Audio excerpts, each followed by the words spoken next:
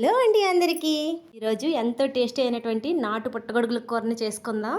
మా పొలాల్లో దొరికాయంట, మా అన్నయ్య నాకు తీసుకొచ్చి ఇచ్చాడు. ముందుగా వీటిని 2-3 సార్లు నీటిలో శుభ్రం చేసుకోవాలి. తర్వాత ఈ పుట్టగొడుగుల్ని ఒక్కొక్కదాన్ని 2 ముక్కలుగా చేసుకుని పక్కన పెట్టుకోవాలి. ఇదిగోండి పువ్వులుగా విడిపోయాయి పుట్టగొడుగులు. ఇవి ఎక్కడ పెడితే అక్కడ దొరకవండి, మనకి పల్లెటూరులో బాగా దొరుకుతాయి.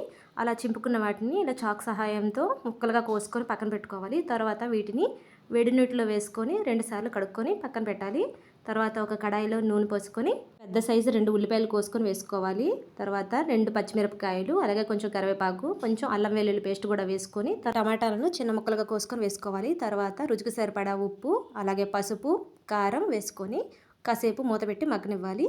తర్వాత మనం వేడి నీటిలో తీసి పెట్టుకున్న పుట్టగొడుగు ముక్కలు కూడా వేసుకొని బాగా కలిపి మూత పెట్టి ఒక 10 నిమిషాలు ఉంచాలి. ఇందులో నీళ్ళు శాతం ఎక్కువ ఉంటుంది కాబట్టి నీళ్ళు వేయాల్సిన అవసరం ఉండదు. ఆఖరుగా జీలకర్ర పౌడర్ వేసుకొని సర్వ్ చేసుకోవడమే. కూర నచ్చితే లైక్ చేసి సబ్స్క్రైబ్ చేయండి.